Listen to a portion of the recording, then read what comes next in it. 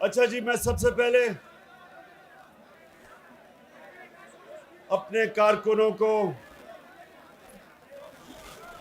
सबसे पहले तो मुबारक देना चाहता हूं कि जिस तरह पेशावर के जलसे पे आपने पब्लिक को निकाला, आप सबको मुबारक हो।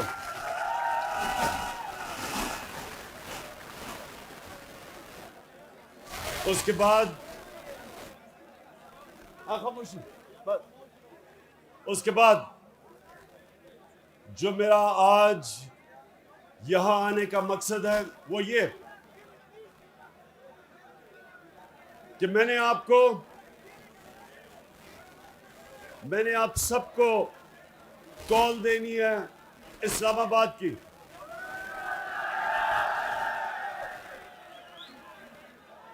लेकिन उससे पहले आपने गली गली मोहल्ले मोहल्ले निकलना है और लोगों को तैयार करना है। हमारी हकीकी आज़ादी की जो तहरीक है, आपने गली गली जाना है, मोहल्ले मोहल्ले, गांव गांव, सारी कौम को तैयार करना है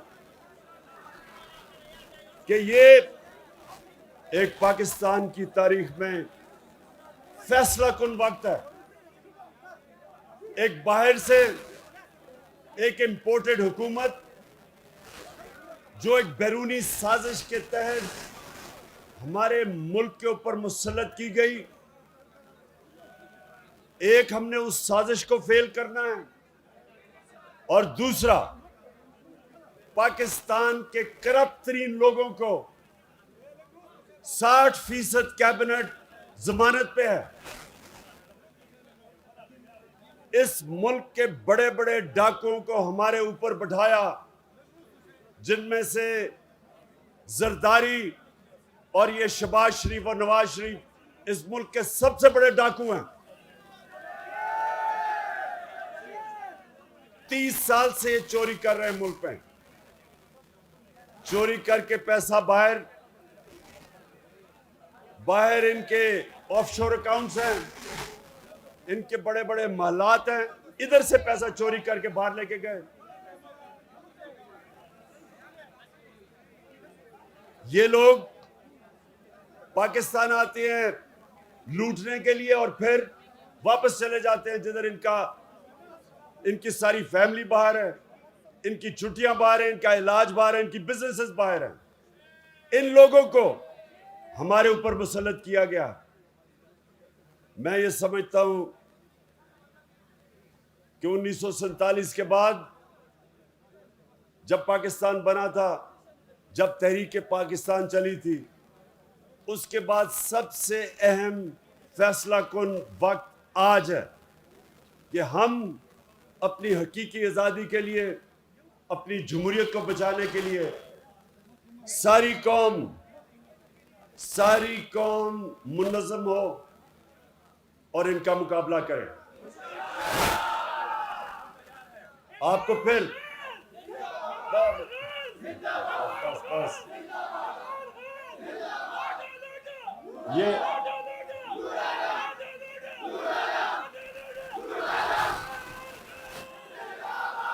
जी सर,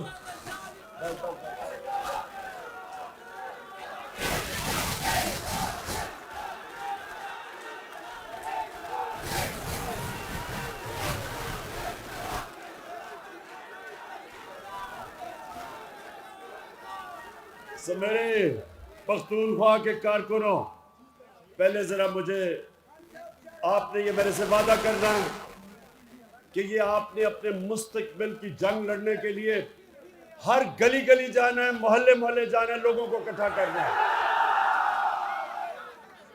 मैं इंशाअल्लाह अपनी कौम को निकालूंगा, इस्लामाबाद अपनी कौम को लेके आऊंगा और पैगाम दूंगा जो अमेरिका ने ये अपने साजिश के तहत इन लोगों को बैठाया है, अमेरिका को भी, कि ये एक आज़ाद मुल्क है, ये किसी का पुतला नहीं है, ये खुददार मुल्क है। ये वो मुल्क है। जब ये मुल्क बना था, इसका नारा था कि पाकिस्तान का मतलब क्या? ला इलाहा इल्लल्लाह के नारे पे ये मुल्क बना था। किसी सूरत हम स्वाय अल्लाह के किसी के सामने नहीं झुकेंगे। हम एक आजाद मुल्क है। और दूसरी चीज कि ये जो डाकू हमारे ऊपर मुसल्लत किए गए हैं, जिन्होंने इस साजिश के साथ, ये मीर जाफर और मीर सादिक उनके साथ मिलके इन्होंने ये साजिश की थी। ये डाकुओं को भी हम बताना चाहते हैं कि किसी सूरत हम तुम्हारी इंपोर्टेड हुकूमत को मंजूर नहीं करेंगे।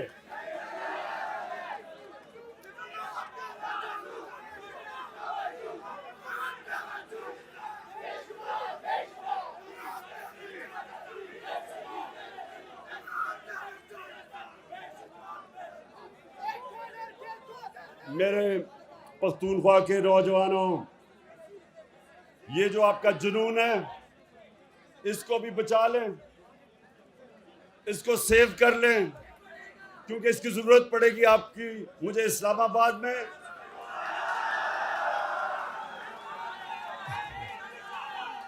और उससे पहले जो आपने तहरीक चला रही है। अच्छा,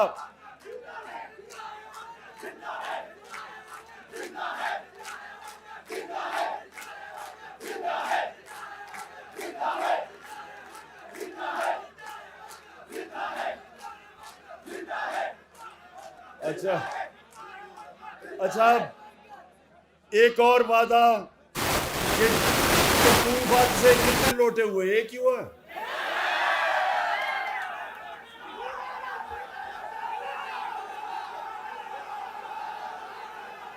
और तो कोई नहीं, एक ही हुआ। अब मुझे नहीं,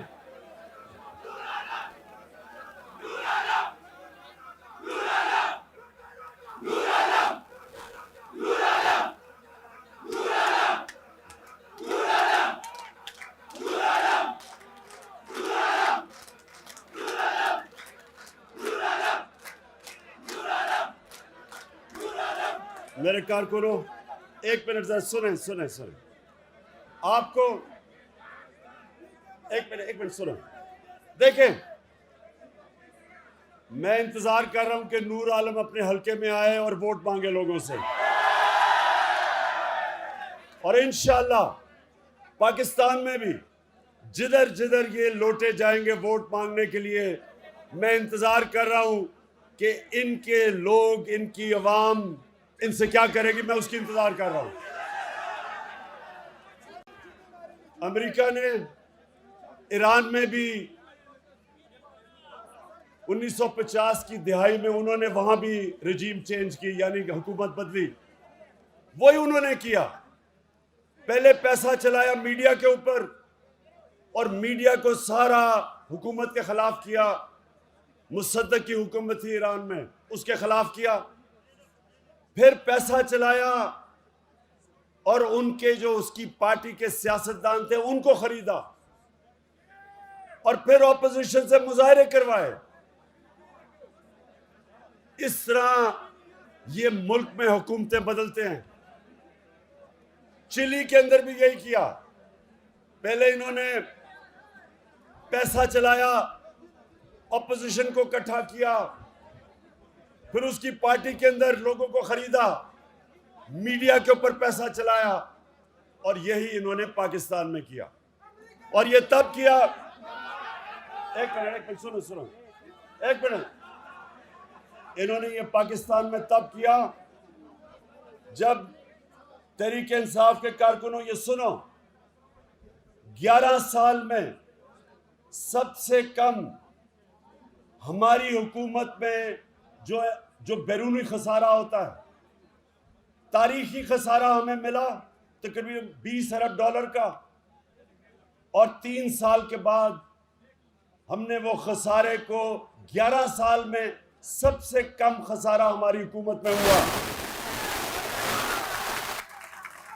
और जो हमारी माइशत थी 5.6% के ऊपर वो बढ़ रही थी। 5.6% पे तब बढ़ी थी खसारा कम करके। सारे बर्रे सगीर में सबसे कम बेरोजगारी पाकिस्तान में थी। ये जो कोरोना था सारी दुनिया में तबाही मचाई। पाकिस्तान वो मुल्क था जो दुनिया ने मिसाल दी कि सबसे बेहतर तरीके से कोरोना वायरस का मुकाबला जिस मुल्क ने किया, टॉप 3 मुल्कों में उनमें पाकिस्तान था, जिसने अपने लोगों को भी बचाया, वायरस से भी बचाया, अपनी माइशत को भी बचाया। उसके बावजूद, और ये वो गवर्नमेंट पहली गवर्नमेंट हटाई गई है जिसके ऊपर कोई करप्शन के इल्जामात नहीं, प्राइम मिनिस्टर को कोई बाहर बड़े बड़े मालात नहीं खरीदे, कोई फैक्ट्री नहीं लगाई, कोई रिश्तेदारों को ऊपर नहीं लेके आया। और हमारी हुकूमत को साजिश से तब गिराया गया जब इनको पता था कि मुल्क हमारी गवर्नमेंट हर मुश्किल वक्त से निकल गई। जो महंगाई की बात करते हैं सारे, मैं आज भी कहता हूं कि दुनिया में सस्ता तरीन मुल्क आज पाकिस्तान है। दुनिया में सस्ता तरीन मुल्क है क्योंकि आलमी महंगाई आई हुई है। सारी दुनिया में महंगाई है कोरोना की वजह से, और उस महंगाई के अंदर जो सस्ता तरीन मुल्क आज भी पाकिस्तान है। हमने डीजल और पेट्रोल की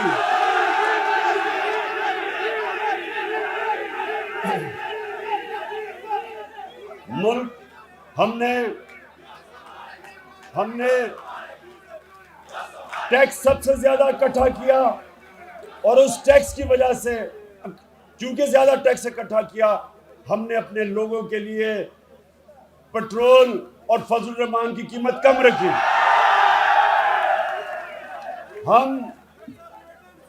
हमारी वो गवर्नमेंट थी जिसने सबसे ज्यादा किसानों को फायदा पहुंचाया। हमने किसानों को उनकी फसल की पूरी कीमत दिलवाई। हमने शुगर माफिया का मुकाबला किया जो किसानों को पैसे नहीं देते थे और पैसे कम देते थे, पूरी कीमत भी दिलवाई, वक्त पे दिलवाई। किसानों ने अपना पैसा जमीन पे लगाया, और जो 5 बड़ी बड़ी फसलें थी उनमें से सबसे ज्यादा पाकिस्तान की तारीख की पैदावार हमारे जमाने में हुई पिछले साल।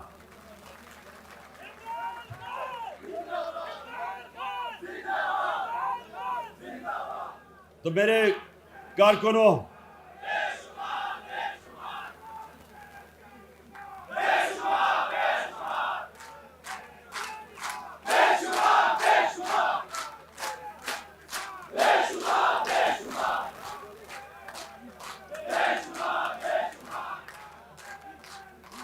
तो मेरे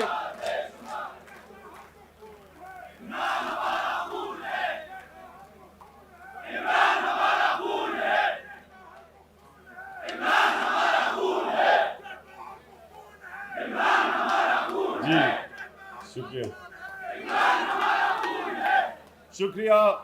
अब जरा सुने, तो ये मैं आपके सामने सिर्फ इसलिए ये चीजें रख रहा हूं कि एक हुकूमत जो मुल्क को हर मुश्किल से निकाल रही थी, जिसकी माशी परफॉर्मेंस पिछली कोई भी हुकूमत पिछले 10 साल में मुकाबला नहीं कर सकती थी, जिसने एक मुल्क वो मिला हमें विरासत में जिसका दिवालिया निकाला हुआ था, सारे इदारे तबाह किए हुए थे, वो हमें हुकूमत मिली।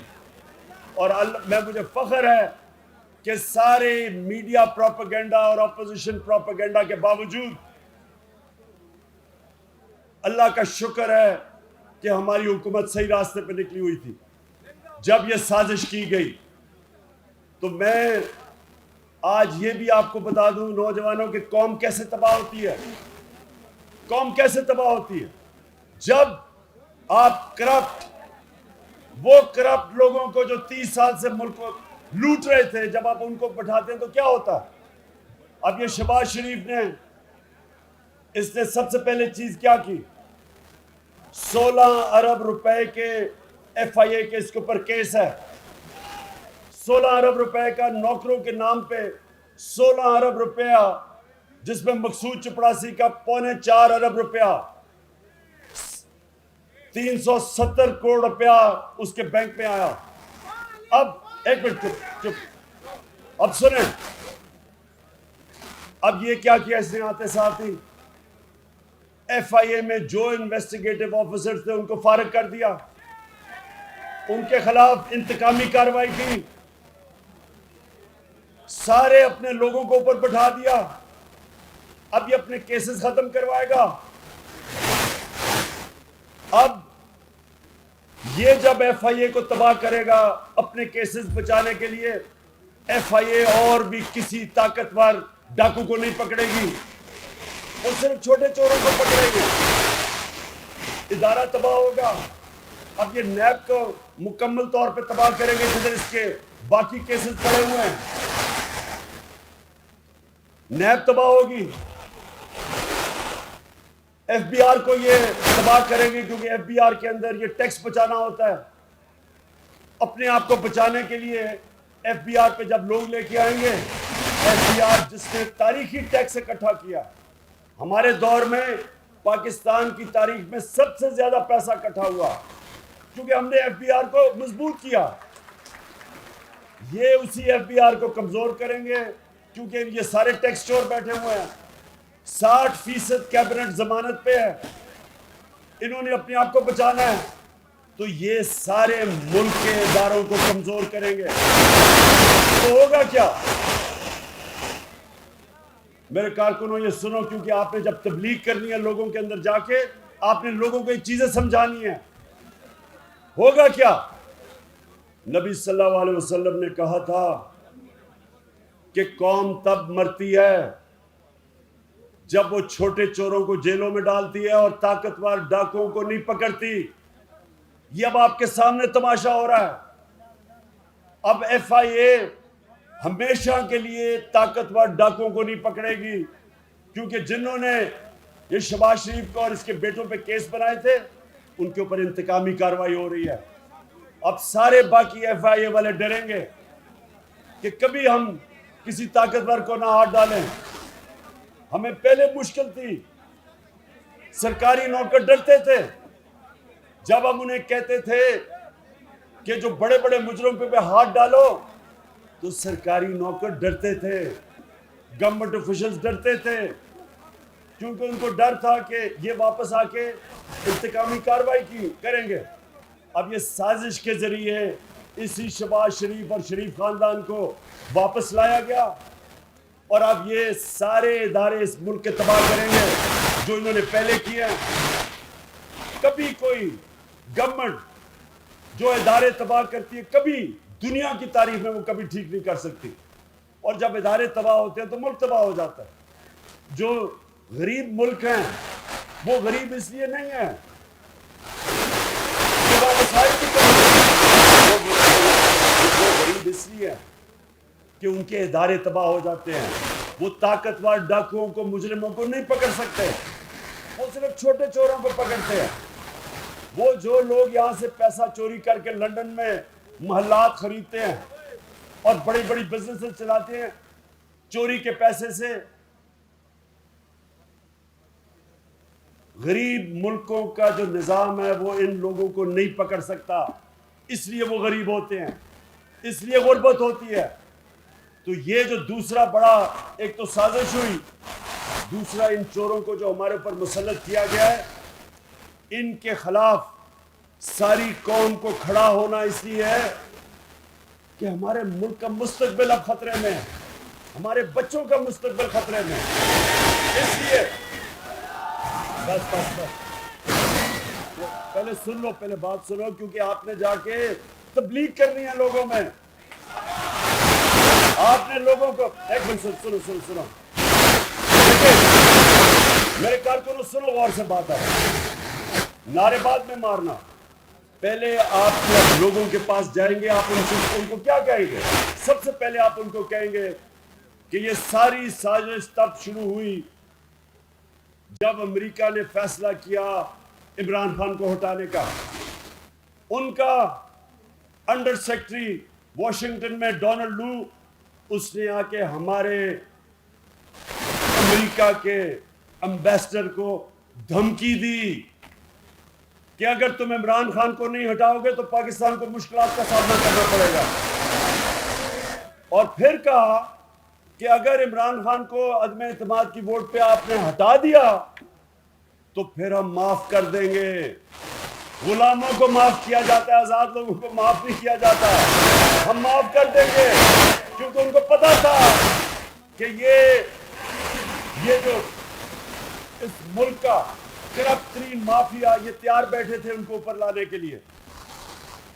उन्होंने कहा कि जब भी इमरान खान को हटाओगे हम तुम्हें माफ कर देंगे, क्योंकि उन्हें पता था कि ये चोरों को उन्होंने ऊपर लेके आना है जिनके पैसे बाहर पड़े हैं। और जिस लीडर के पैसे बाहर मुल्क से पड़े हों वो कभी अपने मुल्क की आज़ादी के लिए नहीं खड़ा हो सकता, वो इनकी हमेशा गुलामी करता है। तो इसलिए आपने लोगों को ये चीज़ें बतानी है कि ये आज़ादी की जंग है, हकीकी आज़ादी की जंग। और फिर आपने उनको ये बताना है कि ये जो लोग आए हैं ये पाकिस्तान के करप्ट तरीन लोग, जिन्होंने मुल्क का इन दोनों 10 सालों में, इन दोनों पार्टीज ने जो आज सारे इक़्तिदार में है, 4 गुना ज्यादा कर्जा बढ़ाया, जिसकी कीमत आज हम अदा कर रहे हैं उसके ऊपर सूद देके। ये वो लोग हैं जिन्होंने इस मुल्क के इदारे तबाह किए अपनी चोरी करने के लिए। इसलिए आप सब तैयारी कर लें कि आपने लोगों को कहना है कि हमने किसी सूरत इन चोरों को कबूल नहीं करना, और आपने लोगों को गली गली में तैयार करना है। और आजकल इबादत की रातें हैं, आप मस्जिद में जाएं, तरावियां पढ़ें, और तरावियों के बाद आप ज़रूर वहाँ लोगों से बात करें, उनको समझाएं कि ये इस मुल्क की सलामती, उसकी आज़ादी, उसकी सॉवरेंटी का इशू है। और आपने उन लोगों को सबको तैयार करना है कि ये सिर्फ तहरीक इंसाफ की नहीं, ये पाकिस्तान की जंग है। 27 की रात को, जुमेरात की रात को हमने फैसला किया है, हमने शब दुआ, मैं खुद मौलाना तारिक जमील के साथ उस दिन दुआ करूंगा। सारे आपने, हम सब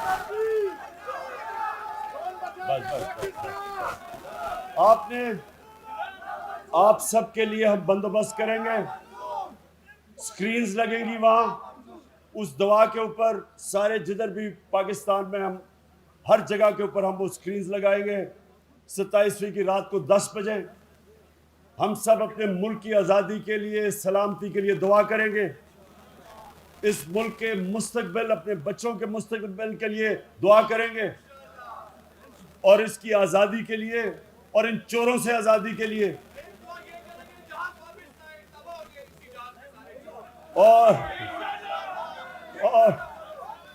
और आप सब ने उसमें शिरकत करनी है शब दुआ में।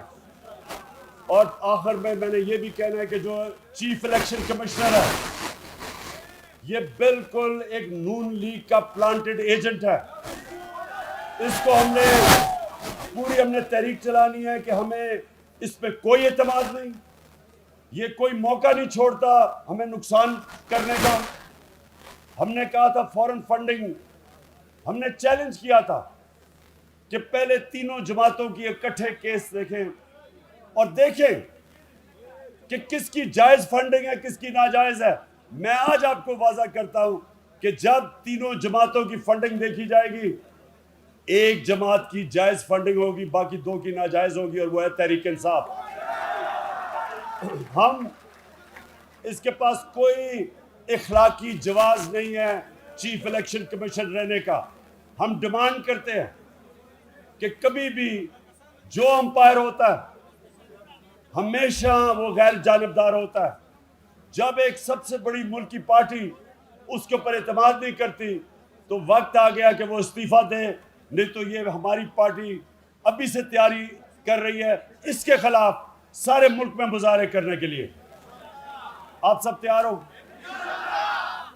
मैं आप सबका फिर से शुक्रगुजार हूं और आपका मुंतजिर होऊंगा। इसके खिलाफ इलेक्शन कमीशन, हाँ, हमने अपने, मेरे कारकुनों सुनो, हमने एक सिग्नेचर कैंपेन करनी है इस इलेक्शन कमीशन के खिलाफ, सोशल मीडिया पे करनी है कि ये नामंजूर है। ये एक दिल्ली का नुमाइंदा बैठाया हुआ है, ये हर तरह कोशिश कर रहा है हमें नुकसान पहुंचाने के लिए। तो सब एक सोशल मीडिया पे सिग्नेचर कैंपेन करेंगे इसके खिलाफ। शुक्रिया।